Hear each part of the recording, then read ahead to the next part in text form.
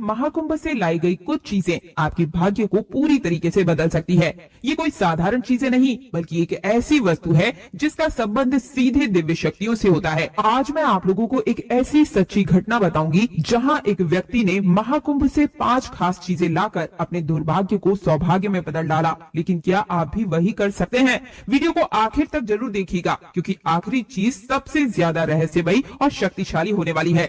उससे पहले प्रयागराज से जुड़ी एक कहानी सुनिए, आपको बहुत कुछ सीखने को मिलेगा, भाग्य बदलने की सीख मिलेगी। वीडियो पसंद आए कमेंट बॉक्स में हर हर महादेव तुरंत लिख दीजिए ताकि भगवान भोलेनाथ की कृपा आप पर और आपके पूरे परिवार पर बनी रहे। चलिए अब सुनते हैं। प्रयागराज के एक छोटे से गांव में रामू नाम का एक गरीब हलवाई रहा करता था। उसकी मिठाई स्वादिष्ट होती थी लेकिन उसकी दुकान में कभी भी ज्यादा ग्राहक नहीं आते थे। रामू की पत्नी ने एक दिन कहा कि क्यों ना इस बार महाकुंभ जाकर स्नान किया जाए और भगवान से आशीर्वाद मांगे। रामू को विचार अच्छा लगा, दुकान बंद की और पत्नी के साथ महाकुंभ के लिए निकल पड़ा। महाकुंभ के मेले में रामू और उसकी पत्नी संगम स्नान करने के बाद घाट पर ही बैठे थे। तभी अचानक एक बूढ़े संत उनके पास आते हैं। संत के पास एक पुराना सा दिया यानी कि दीपक था। उन्होंने रामू से कहा कि बेटा ये दीपक तुम्हारे लिए है, इसे अपनी दुकान में हर रोज जलाना। जब तक ये जलता रहेगा तुम्हारे जीवन में कोई कमी नहीं होगी। रामू ने झिझकते हुए दीपक ले लिया और धन्यवाद दिया,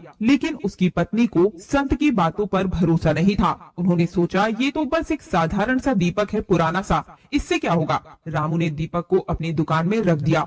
रोज सुबह वह पूजा करके दीपक जलाता और फिर काम शुरू करता। कुछ ही दिनों में रामू की दुकान में ग्राहकों की भीड़ बढ़ने लगी। उसकी मिठाइयाँ दूर दूर तक प्रसिद्ध होने लगी। एक दिन एक ग्राहक ने रामू से पूछा, रामू भैया तुम्हारी मिठाइयों में ऐसा क्या है जो इतनी स्वादिष्ट है? रामू मुस्कुराते हुए बोला, ये तो महाकुंभ के चमत्कारिक दीपक का कमाल है, उसका असर है। धीरे धीरे रामू की आर्थिक स्थिति बेहतर हो गई। लेकिन एक दिन उसका एक पड़ोसी जो कि उसकी तरक्की से जलता था रामू के दुकान में आया और कहा, अरे रामू ये सब तुम्हारी मेहनत का नतीजा है। तुम्हारी इतनी सुंदर दुकान में ये पुराने से दीपक का क्या काम? रामू को लगा कि शायद उसका पड़ोसी सही कह रहा है। उसने दीपक जलाना बंद कर दिया। जैसे ही दीपक बुझा उसी दिन से ग्राहकों की संख्या कम होने लगी। रामू को अपनी गलती का एहसास हुआ। रामू अगले दिन सुबह सुबह ही महाकुंभ में संत को ढूंढने गया। वहाँ घाट पर वही संत को फिर से मिला। रामू ने कहा कि बाबा मैंने गलती की, मैंने आपकी दी हुई चीज की कद्र नहीं की। संत ने मुस्कुराते हुए कहा कि बेटा चमत्कार उस पुराने से दीपक में नहीं, तुम्हारे विश्वास और नियत में था। जब तुमने विश्वास खो दिया तो चमत्कार भी चला गया। रामू ने संत के पैर छुए और वापस लौटकर दोबारा दीपक जलाया, लेकिन इस बार उसने अपने विश्वास और मेहनत दोनों को साथ रखा और उसकी दुकान फिर से चल पड़ी। इस कहानी से हमें ये सीखने को मिलता है कि भाग्य तभी बदलता है जब हम मेहनत के साथ विश्वास भी बनाए रखें। महाकुंभ एक अवसर है जहां हम अपने मन की नकारात्मकता को धोकर नई ऊर्जा और विश्वास के साथ लौट सकते हैं। सालों पहले प्रयागराज के महाकुंभ में मनोज नाम का एक व्यक्ति आया था। वह बहुत ही दुखी था, कर्ज में डूबा हुआ था और जीवन से निराश होकर उसने सुना था कि महाकुंभ में स्नान करने और कुछ पवित्र वस्तुएं घर में लाने से दुर्भाग्य दूर हो जाता है, लेकिन उसे यकीन नहीं था। फिर संगम तट पर उसकी मुलाकात एक दिव्य संत से हुई। संत ने कहा कि बेटा यहाँ से 5 चीजें ले जाना मत भूलना, ये तेरे जीवन को बदल कर रख देगी। मनोज ने संत से पूछा कि कौन सी वो 5 चीजें हैं बाबा?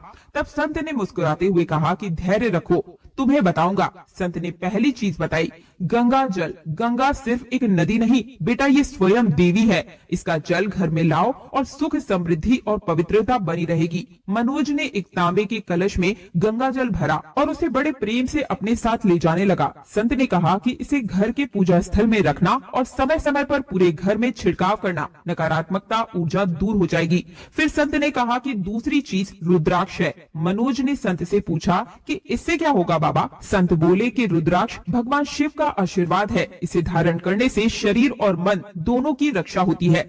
मनोज ने एक 5 मुखी रुद्राक्ष मंगवाया और उसे धागे में पिरोकर पहन लिया।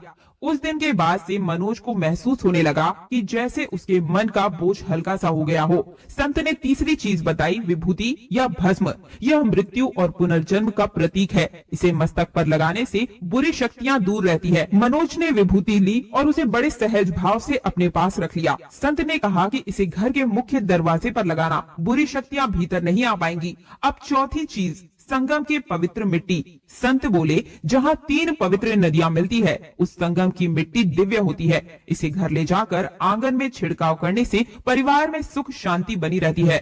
मनोज ने संगम तट की मिट्टी ली और उसे एक कलश में भरकर ले आया। अब अंत में संत ने मनोज के हाथ में एक रक्षा धागा बांधा और कहा कि ये सबसे महत्वपूर्ण चीज है, ये तुम्हारी रक्षा करेगा और तुम्हारे घर को सुरक्षित रखेगा, इसे कभी खोलना मत। मनोज ने इस धागे को बड़े प्रेम से स्वीकारा।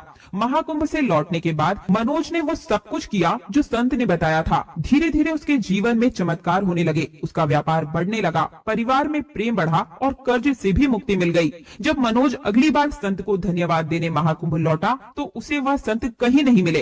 लोग कहते हैं कि वे कोई साधारण संत नहीं बल्कि स्वयं दिव्य शक्ति के अवतार थे। तो अगली बार जब आप महाकुंभ जाएं तो ये 5 चीजें लाना बिल्कुल भी ना भूले। इस बार प्रयागराज में लगने वाला महाकुंभ अपने आप में ही खास है, क्योंकि 12 वर्षों के बाद लगने वाले जो महाकुंभ होते हैं वे 12 बार बीतने के बाद यानी कि पूरे 144 वर्षों के बाद ये महाकुंभ इस बार प्रयागराज में लगने जा रहा है। तो इस महत्वपूर्ण जानकारी को हर एक सनातनी, हर एक हिंदू तक जरूर पहुंचा दीजिएगा, ज्यादा से ज्यादा शेयर जरूर कीजिएगा, ताकि अगर कोई भी व्यक्ति महाकुंभ में जाता है तो ये 5 चीजें लेकर जरूर आए। इससे उसके जीवन में अगर सुख की प्राप्ति होगी तो ऐसे में आपके भी कष्ट दूर होंगे और आपको भी पुण्य की प्राप्ति होगी। एक बार फिर से आप सभी को ये 5 चीजें दोहरा देती हूँ। पहली चीज है गंगा जल, दूसरी चीज है रुद्राक्ष, पंचमुखी रुद्राक्ष, तीसरी वस्तु है विभूति या भभूत भस्म, चौथी वस्तु है त्रिवेणी यानी कि संगम घाट की मिट्टी और 5वीं और सबसे महत्वपूर्ण चीज है मौली या कलावा। ये 5 चीजें आप अपने घर लाना बिल्कुल भी ना भूलें और जिस प्रकार मनोज ने इन 5 क्रियाओं को किया उसी प्रकार से आपको भी अपने पूरे परिवार के साथ हर एक चीज को उसकी सही जगह पर रख देना है।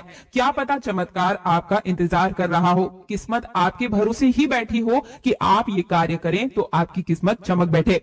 हर हर महादेव जरूर लिखिएगा दोस्तों, साथ ही साथ वीडियो को ज्यादा से ज्यादा हर एक सनातनी तक पहुंचा दीजिएगा। अगर आपके मन में किसी प्रकार का कोई प्रश्न है, कोई सवाल है तो मुझे कमेंट में जरूर लिख भेजिए।